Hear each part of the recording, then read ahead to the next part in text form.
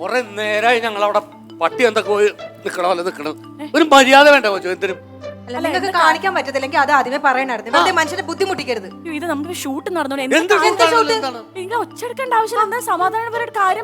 ഒരു മനുഷ്യനെ നിൽക്കണത് എത്ര നേരം മനുഷ്യനെ അവിടെ നിൽക്കണെന്ന് അറിയാമോ? നിങ്ങൾക്ക് എന്താ വേണ്ടെന്ന് പറയൂ. ആരാ ഇത്? ഇത് ഞങ്ങളുടെ അപ്പച്ചൻ. അതുകൊണ്ട് അപ്പച്ചന് വയ്യാതിരിക്കുക. ഞങ്ങൾ എന്ത് വേണം?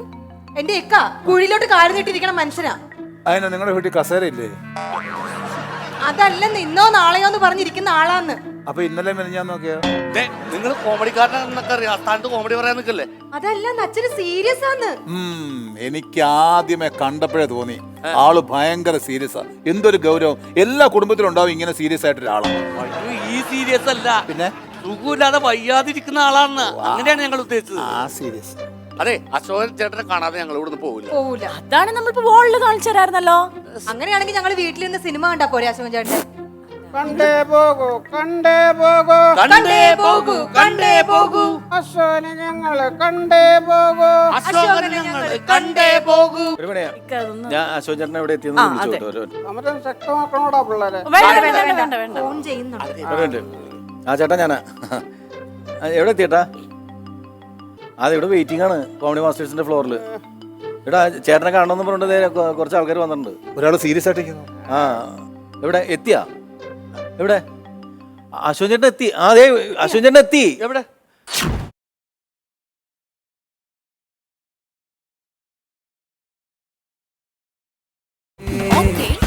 നമസ്കാരം. കണ്ടിട്ട് ഇവിടെ അല്ല, നാദിഷ ഫോൺ ചെയ്തിരുന്നു. എന്തോ അത്യാവശ്യമായിട്ട് വരാം. ഞങ്ങളുടെ അപ്പച്ചനാണ്, ഭയങ്കര ആരാധകനാണ് അശോകൻ ചേട്ടൻ. ബാബുമോനല്ല, ഹരിശ്രീ അശോകൻ.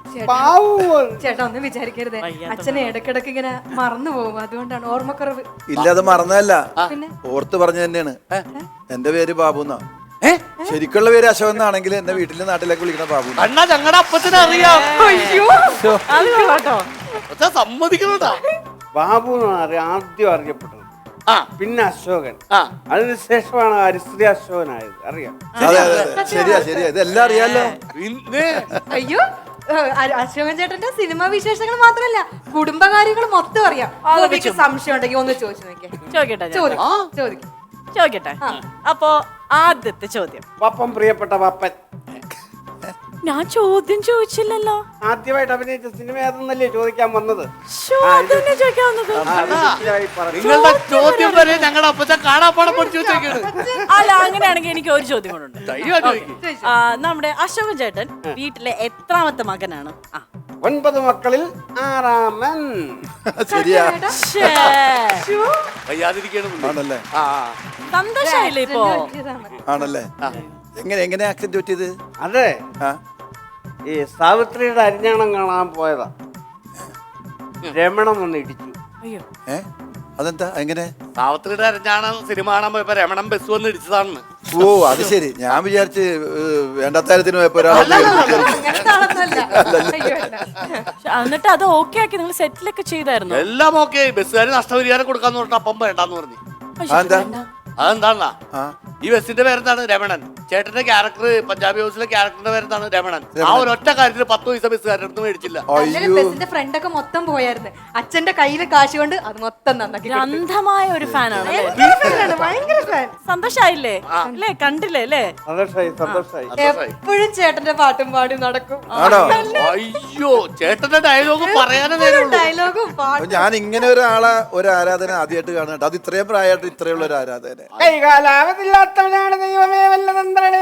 അമ്മ അമ്മോ അമ്മ അമ്മ അമ്മ അമ്മോ. ആശുപത്രിയിലെ ഈ വീൽ ചെയറിൽ ഇരുന്നുകൊണ്ട് ഈ ഡയലോഗ് അടിച്ചിട്ടില്ല.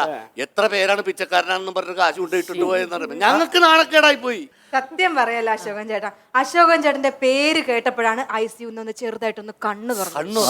അത്ര ആരാധനയാണ്. അപ്പൊ ഡോക്ടർ പറഞ്ഞ് നേരെ കൊണ്ടുപോയി അശോകൻ ചേട്ടനെ എവിടെയാണെങ്കിലും കൊണ്ട് കാണിക്കണമെന്ന്, എന്തെങ്കിലും ഒരു ഇമ്പ്രൂവ്മെന്റ് ഉണ്ടാവും എന്ന് പറഞ്ഞു. പക്ഷെ ഒരു കാര്യം, എന്റെ ജീവിതത്തിൽ ഇത്രയും ഒരുപാട് സ്ഥലത്ത് നമ്മുടെ ആരാധികമാരെ കണ്ടിട്ടുണ്ടെങ്കിലും ഇതുപോലൊരു ആരാധകനെ ഞാൻ ജീവിതത്തിൽ ആദ്യമായിട്ട് കാണുന്നു. വളരെ സന്തോഷമായി. അശോകൻ ചേട്ടനോട് എന്താണ് നമുക്ക് പറയേണ്ടത്? എന്താണ് വേണ്ടത് അപ്പച്ചന്? ഒരു പാട്ട് കേൾക്കണം. അശോകൻ ചേട്ടന്റെ പാട്ട് കേൾക്കണോ? ചേട്ടൻ ഒരു പാട്ട് പാട്ടൊന്നും പാടാൻ പറ്റില്ല. പാട്ട് ആ, അങ്ങനെ വരട്ടെ. അല്ല ചേട്ടൻ ആ മറ്റേ ഹൃദയവാഹിനി പാട്. അതുകൊണ്ട് ദേവാഹിനിയൊക്കെ പറഞ്ഞെങ്കിൽ അതുകൊണ്ട് ആ പാട്ട് വേണ്ട, ഹൃദയവാനി വേണ്ട. പിന്നെ ഏതാ വേണ്ടത് അപ്പച്ചൻ? തനിമണമുള്ള സുപ്രഭാതം. താഴമ്പൂ മണമുള്ള സുപ്രഭ ആ മറ്റേ പാർവതി പറഞ്ഞ പാട്ട്. അതെ അതെ. പടത്തിൽ പാടിയതാണ്. അയ്യോ, ഇപ്പഴേ ചിരി വരുന്നു. സെൽഫ് എടുക്കുന്ന പോലെ ഉണ്ടല്ലേ. ഞാൻ പാടിത്തരാം. താഴമ്പൂ മണമുള്ള തണുപ്പുള്ള രാത്രിയിൽ തനിച്ചിരുന്നുറങ്ങല്ലേ സുപ്രഭാതം. ഞങ്ങളുടെ അപ്പച്ചന്റെ കയ്യാണെങ്കിൽ ദൈവമേ, 4 വർഷമായിട്ട് ഒരു ചലനം പോലും ഇല്ല. നേരാണ് നിങ്ങൾ ഈ പറഞ്ഞത്. സത്യമായിട്ട് ഇതുകണ്ടില്ലേ ഇപ്പൊ താളം? എങ്ങനെയാണ് അപ്പച്ചാ? അപ്പച്ചാ, ഒന്നും കൂടെ അപ്പച്ചാ. കൈ പൊങ്ങിയുള്ളല്ലേ? അന്നൊന്നുകൂടി പിടിച്ചോ. കണ്ണുനീർ തുള്ളിയേ പുരുഷനോട് ഉപമിച്ച കാളിദാസനോ സുപ്രഭാതം. ആയിരം വാദസോ രങ്ങൾ കിലുങ്ങി അമ്പലപ്പുഴ സുപ്രഭാതം.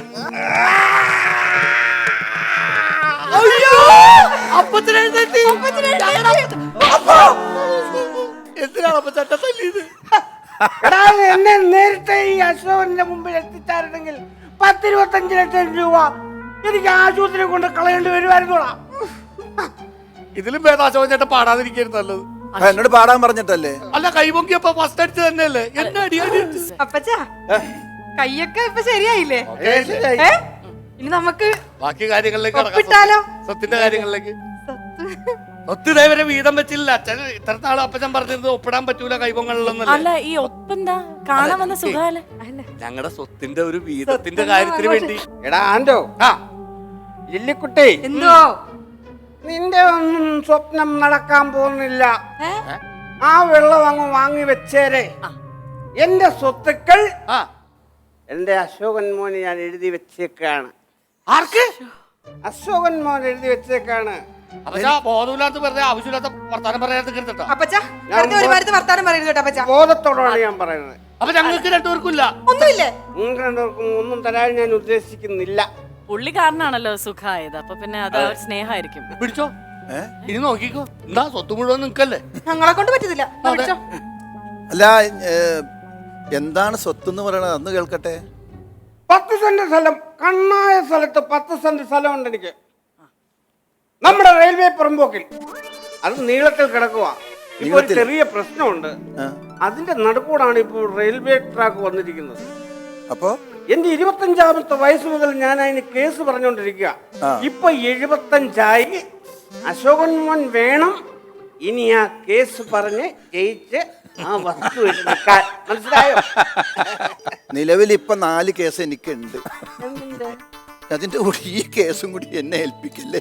ഞാൻ വേണമെങ്കിൽ സംരക്ഷിക്കാൻ ഇവരോട് പറയാം. മക്കളെ, ഒരു കാര്യം പറയാം, അപ്പനമ്മനെ സംരക്ഷിക്കണം. അവരനാഥാലത്തിൽ കൊണ്ടേ ആക്കരുത്. പൊന്നുപോലെ സൂക്ഷിക്ക് കേട്ടാ. ജന്മം നൽകിയവരല്ലേ. എന്നാ അന്ന് ഏൽപ്പിക്കാതെ സ്വന്തമായിട്ട് അങ്ങനെ ഏറ്റെടുത്ത് അവരെ അശോനെ കാണണമെന്ന് പറഞ്ഞാൽ കൊല്ലും ഞാൻ. വീട്ടിലെങ്ങാനും വന്നും ഒരു മൂലക്ക് ഇരുന്നോണം. എന്നെ കാണണമെന്ന് പറഞ്ഞാൽ ഒന്ന് വിളിച്ചാൽ മതി, ഞാൻ അവിടെ എത്തിക്കോളാം കേട്ടാ. കേട്ടല്ല, ഇതാണ് സ്നേഹം. കണ്ടുപടി നല്ലടാ. നന്നായിട്ട് നോക്കണം കേട്ടോ. പോട്ടെ.